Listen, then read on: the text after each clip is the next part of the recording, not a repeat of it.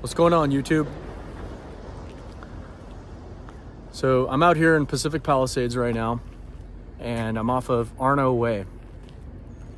I just did a delivery up the hill right over here on the right.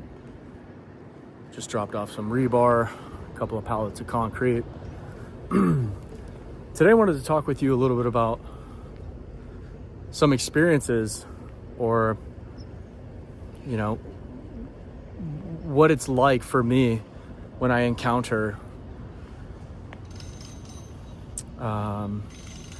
residents, people who lived here in the Pacific Palisades.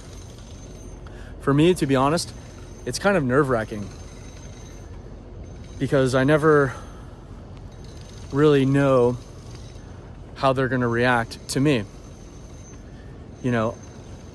They might agree with what I say. They might completely disagree with what I say. And some of the stuff that I say can be a bit controversial, right? And for these homeowners, it can be a very sensitive subject. Literally, the entire city was wiped out. And sometimes I'll say things like, property values in the Pacific Palisades are down, land values are down anywhere between 10 to 30%. And a lot of people don't like that. That's a very bold statement and very controversial. And if you're a homeowner who recently acquired a home just before the fire, that statement's devastating. That's the last thing that you want to hear, right? So I recently had an encounter with not a customer. I was at a job site, and a homeowner had actually recognized me, and he was actually really nice. It was him and his son. It was off of Fiske Street in the Alphabet Streets. He said that he was a subscriber, and he was actually really supportive of what I do, which was super nice. Sorry if I forgot your name and your son's name. If I remember correctly, it was Steve, or I forget, to be honest with you. I'm so sorry. I deal with so many customers on a regular basis and interact with so many people throughout the day. It's very hard for me to remember everyone's name. But he was really nice, and he was very supportive of the channel, and he had the same interests as I do, talking about economics and interest rates and the business, stuff like that, right? He seemed to be very fascinated with that. But when I encountered him, he recognized me as I was approaching the job site, and he said, "Hey, you're that YouTuber." And in the short term, I was a bit cautious and a bit hesitant because, like I said earlier, I don't really know these people, and I don't really know how they're going to react to some of the statements and some of the things that I say. Some of these people might completely disagree with what I'm doing. And it's understandable, right? Nobody wants to hear, if you were a homeowner, and here comes this kid exploiting the situation, going through the Pacific Palisades and monetizing a YouTube channel off of the downfall of this community. Some people might see it that way, even though that's not really what I want to do. And then when I make broad and bold statements like land values in the Pacific Palisades are down anywhere between 10 to 30%, that's a big statement. That's huge. And there's lots for sale everywhere, and the demand for homes right now in an area like this is non-existent. I make some bold assertions and claims, right? And I could be 100% wrong, right? I'm just sharing my thoughts and opinions of the situation. I don't understand how anyone can come to the conclusion that the entire city burning to the ground is going to be beneficial for asset or home prices in the future. What I found to be very nice and very cool I think his name was Steven, or Steve. I'm so sorry if I forgot your name. What I found to be very cool is he was with his son. And one of the first things that came out of his mouth was how it was like almost he was excited about what happened. Not for himself, because his career is basically over and he was, approaching his retirement and whatnot. His focus was me, and his focus was his son. And he was talking about how this is going to be an opportunity, potentially an opportunity of a lifetime for guys like you and young kids like you to take advantage of. And I found that to be very refreshing. That was super nice. He was putting himself in front of, or putting us, myself and his son, in front of him, which is something that most people don't do these days. Everyone is so self-centered and infatuated with themselves and how much money they can make. It's all about them, right? And in reality, this was an older guy. He's probably approaching 60 years old or whatever. And now his focus in life wasn't him, it was his son. And he was talking about how his son's got 5 homes or whatever it was, I forget exactly. And I thought to myself, that was really nice. That was cool. Because most people aren't like that. So, but to be honest with you, I was a bit nervous. Because like I said, man, I don't really know how these people are going to react to me. If they watch the channel, they agree with what I'm doing, they disagree with what I'm doing, I don't know. There's a lot of things that I don't know. They know a lot more about me than I know about them. And in my mind, that gives them an advantage, right? And they might see the company that I work for. Let's say, for example, they disagree with all of the things that I say, or some of the controversial statements that I make. They disagree with them. And they don't like what I'm doing. If they see the truck that I'm driving and the company name on the side of the truck, I don't know what they could do. You know what I mean? And in my eyes, I'm not doing anything wrong or anything bad. But they might have a different perspective, and they might try to get me in trouble with the company or whatever. And I don't really care. I've been driving trucks for 10 years now. I enjoy the company that I work for. I like them. They treat me well.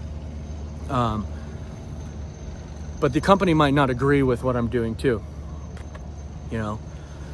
So, but I mean, either way, I'll be fine. Like I've had my Class A license with all of my endorsements for basically 10 years now. Finding a job is not going to be hard for me. I promise you that, and I could work anywhere in the country. I've got a 10-year driving record with basically nothing on it, and years of Class A experience. So I hope that if in the future I ever encounter more customers, or not customers, residents, people who live here in the Pacific Palisades, if I seem a bit nervous or a bit cautious or a bit hesitant to be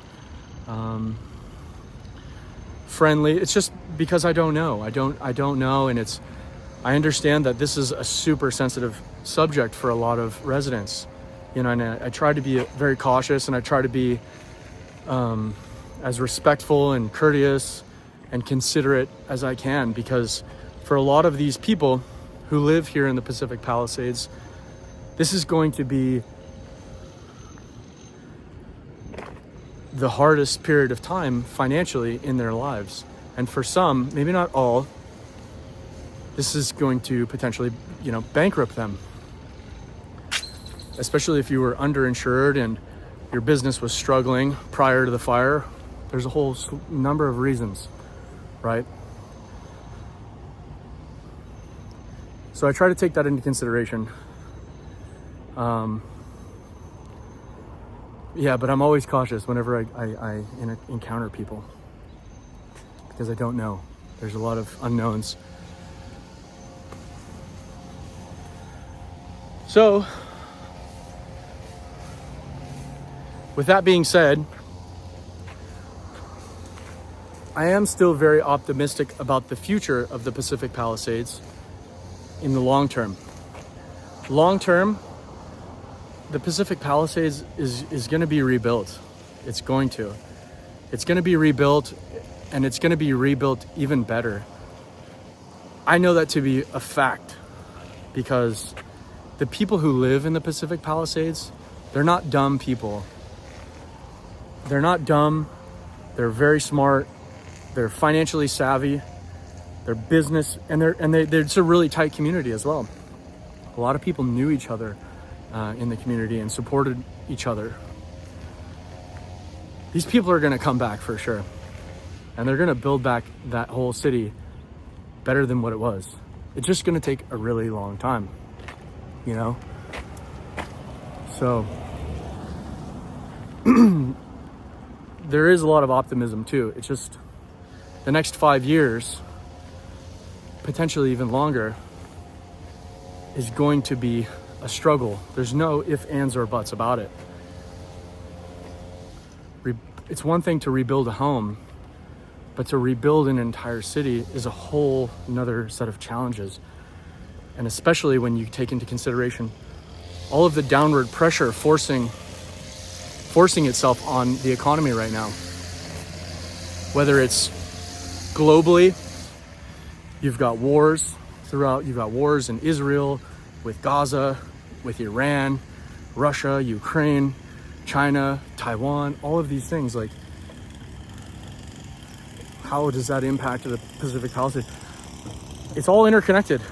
Interest rates, the city going bankrupt, or not going bankrupt, but experiencing $1 billion deficit.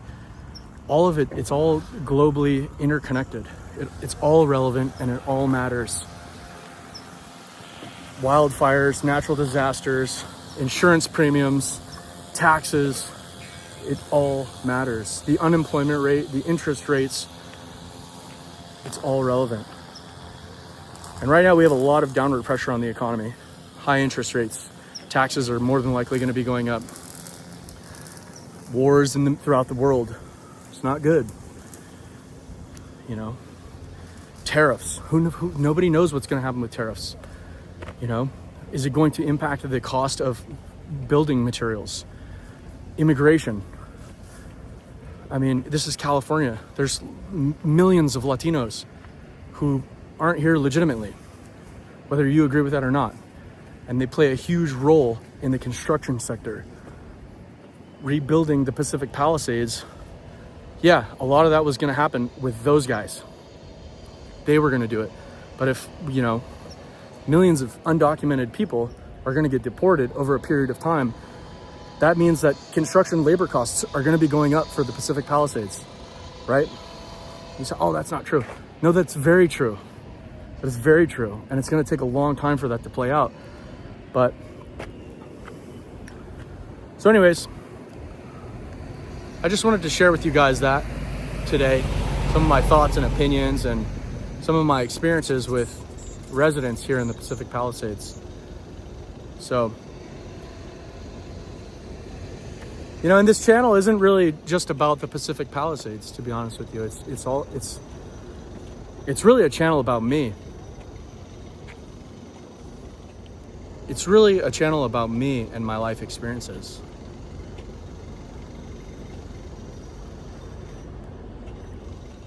You know, and this is going to be an experience that I'll never forget. So anyways, thanks again to all the people who like, comment, subscribe, and thank you for supporting the channel. I appreciate it. And until next time, I'll talk to you guys later.